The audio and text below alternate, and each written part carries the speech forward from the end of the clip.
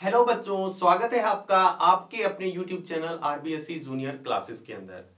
इस वीडियो के अंदर आज से अपन शुरू करेंगे एक नई आपकी क्लास 8th की मैथमेटिक्स यानी गणित विषय। बहुत ही आसान से तरीके से शुरू करने से पहले कुछ बातें ध्यान रख लीजिएगा इस सीरीज के बारे में, किस तरह से अपन बात करने वाले हैं।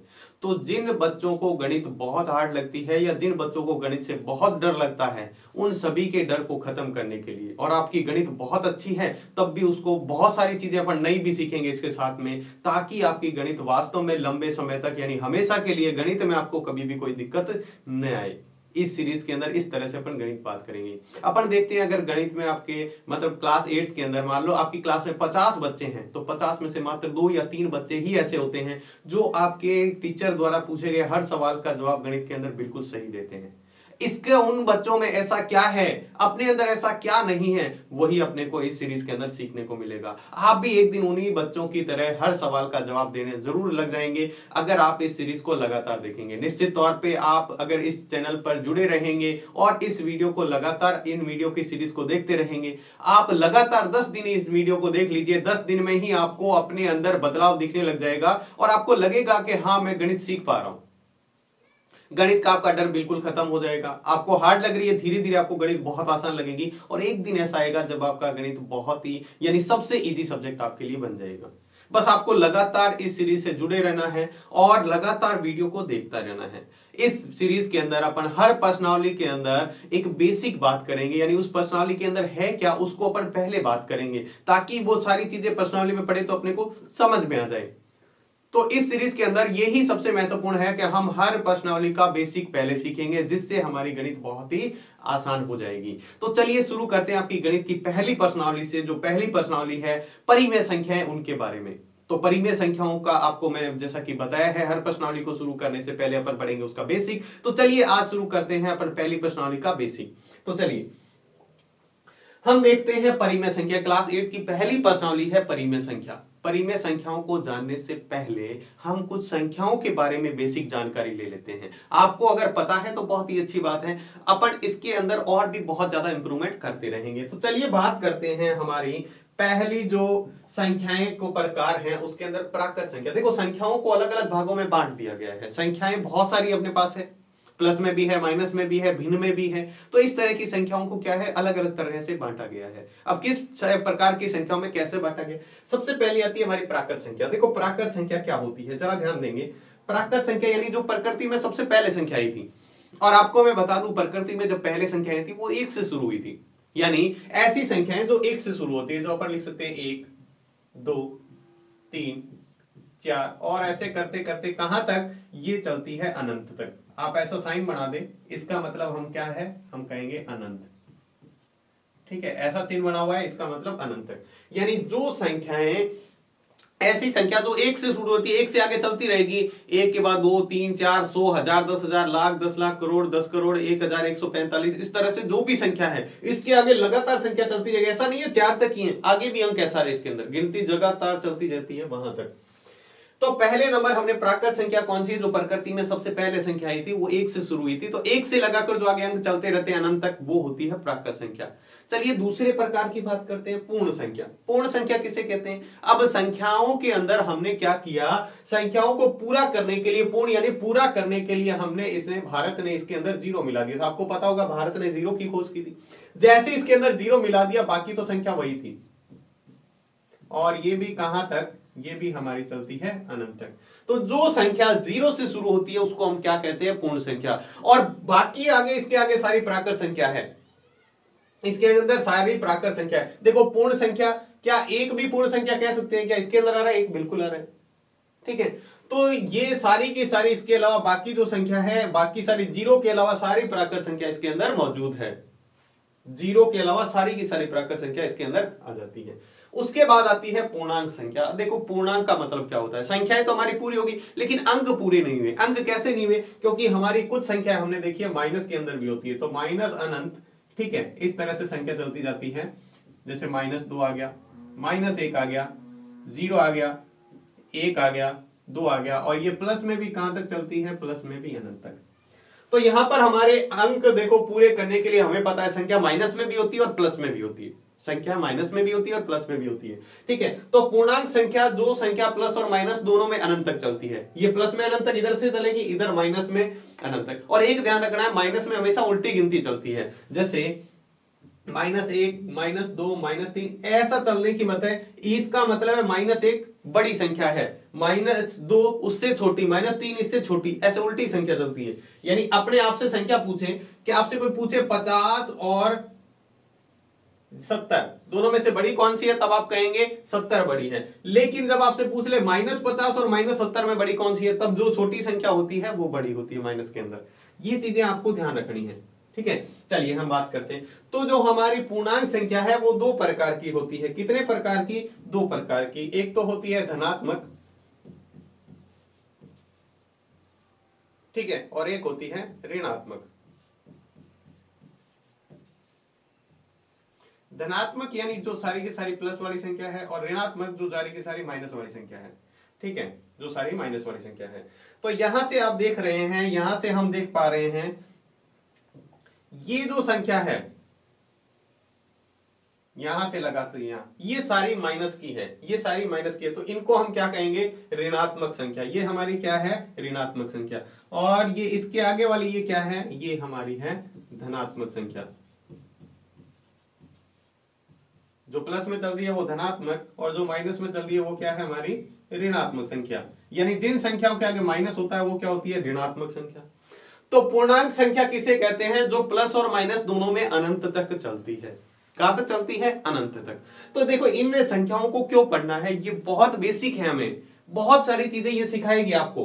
तो इस संख्याओं को सीखने के लिए हमें ये चीजें ध्यान में रखनी है। बहुत छोटी सी चीजें हैं लेकिन ये बहुत बड़े बड़े काम कर देती है, आपको पता है। तो इनको आप अच्छी तरह तैयार करेंगे तो निश्चित तौर पे आपको फायदा मिलेगा इससे। ये आपके गणित की हर प्रश्नावली में हर जगह काम आएगी। चाहे आज पढ़ लो, चाहे उसको आप कंपटीशन में बड़े क्लासों में जाएंगे, तब भी ये हमें बहुत अच्छी तरह से पता होनी चाहिए।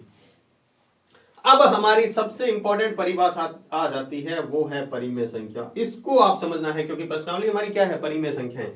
तो परिमेय संख्या किसे कहते हैं, पहले इसकी परिभाषा देखते हैं।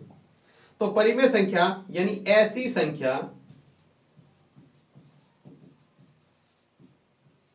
संख्या जिसे P/Q के रूप में लिख सकें। क्या कर सकें? लिख सकें। और जहां Q बराबर 0 नहीं हो। Q बराबर क्या नहीं, इसका मतलब है हमने बराबर लिखकर इसको काट दिया ना, मतलब Q की जगह 0 नहीं आना चाहिए। Q की जगह क्या नहीं आना चाहिए? 0 नहीं आना चाहिए। अगर बराबर होता तो हम कह देते आना चाहिए, लेकिन बराबर को काट देते हैं, इसका मतलब Q की जगह 0 नहीं आना चाहिए। तो मतलब कौन सी होती है परिमेय संख्या? हमने परिभाषा देखनी, आपको परिभाषा भी अच्छी तरह याद रखनी है परिमेय संख्या की। सबसे इंपॉर्टेंट है, ध्यान रखना, ऐसी संख्या जिसको P/Q के रूप में यानी भिन्न के रूप में लिख सकते हैं, बट्टे के रूप में लिख सकते हैं, वो सारी संख्या क्या होती है? परिमेय संख्या। जैसे मैंने लिखा 2/3, ये हमारी क्या है? एक परिमेय संख्या है। देखो बट्टे के रूप में लिखा हुआ है। मैंने लिखा -1/4, ये भी हमारी परिमेय संख्या है। देखो बट्टे में लिखा हुआ है, ठीक है, -1/4।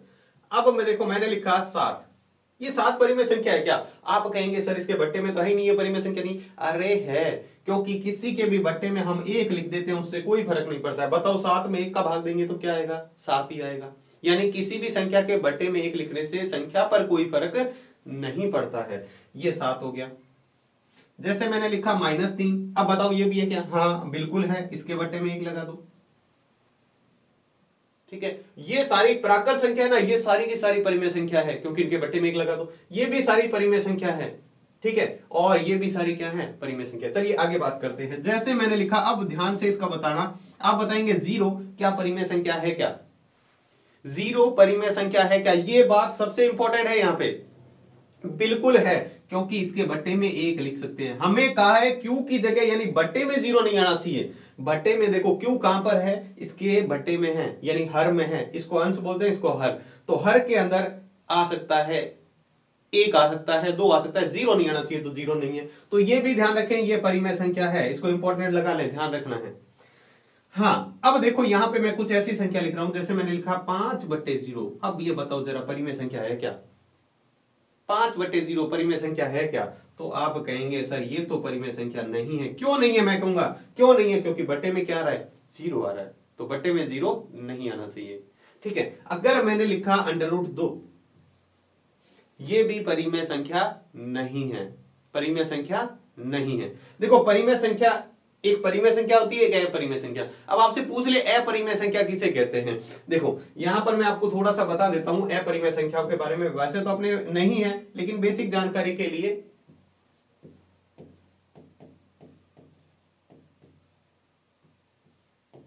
अपरिमेय संख्या, तो अपरिमेय संख्याएं कौन सी होती है? देखो जिसको हम P/Q के रूप में नहीं लिख सकते, जिसे P/Q के रूप में नहीं लिख सकते।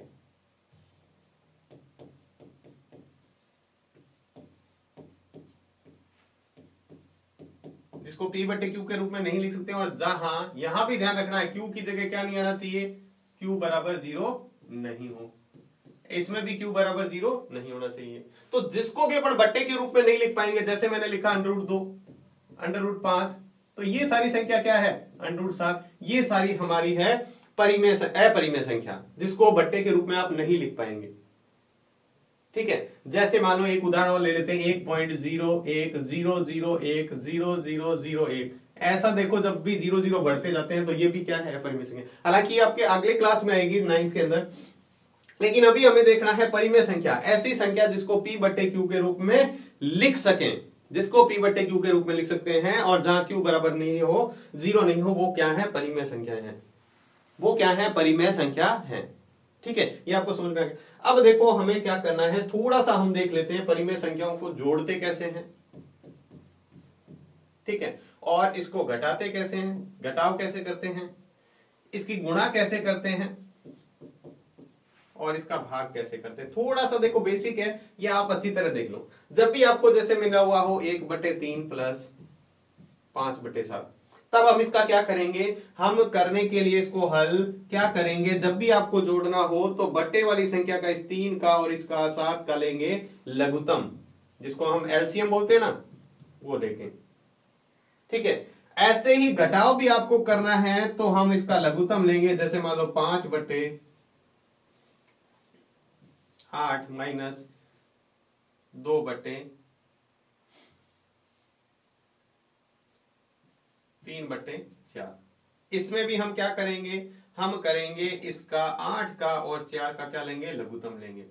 गुणा में क्या करते हैं जरा देखेंगे, जैसे मान लो 1/3 गुणा 5/7, तब हमें क्या करना है? तब बहुत ही सिंपल होता है, इसको हम कर देते हैं इससे गुणा और इसको कर देते हैं इससे गुणा, और हमारा उत्तर आ जाता है। जैसे मैं आपको बताऊं, 1 को 5 से गुणा करेंगे तो 5, 3 को 7 से गुणा करेंगे तो 21। सिंपल सा। भाग के अंदर देखो आपको मान ला गया 5/7 भाग 2/3। तो हम क्या करेंगे? इस भाग को गुणा में चेंज करके आसानी से हल कर सकते हैं। वैसे तो इसका मतलब बट्टे में, तो भाग को गुणा में कैसे चेंज करेंगे ये एक सीख ले थोड़ा सा। यहां पर गुणा का चिन्ह लगा देंगे, भाग के जस्ट पीछे वाली संख्या को उल्टा कर देंगे। उल्टे का मतलब 3/2, इसको उलट देंगे, भाग के बाद वाली संख्या को सिर्फ उल्टेंगे, और फिर वापस हम गुणा वाले तरीके से इसको हल कर देंगे। 5 को 3 से गुणा किया 15, 7 को 2 से गुणा किया 14, ये हमारा उत्तर आ जाएगा। तो भाग को हम गुणा में चेंज करके इसको हल कर लेंगे तो आसान हो जाएगा। और बाकी इनको हम क्या करेंगे, जैसे 7 और 3 का लघुत्तम आपको पता है कितना होता है? 21। यानी ऐसा कौन सी संख्या है जो 3 और 7 के बारे में सबसे पहले आती है? फिर ये 1 का 1 लिखना है, 3 का पाड़ा, यानी 21 में 3 का भाग देना है। 21 में 3 का भाग देंगे तो हमारे पास 7 आएगा, इसके गुणा हम लिख देंगे। ये 5, 7, यानी 21 में 7 का भाग देंगे तो कितना आ जाएगा? 3, और इसको हम हल कर लेंगे। देखो 7 को 1 से गुणा किया 7, प्लस 3 को 5 से गुणा किया 15/21। अब इसको जोड़ के इसका उत्तर निकाल लेंगे तो ये कितना आ जाएगा?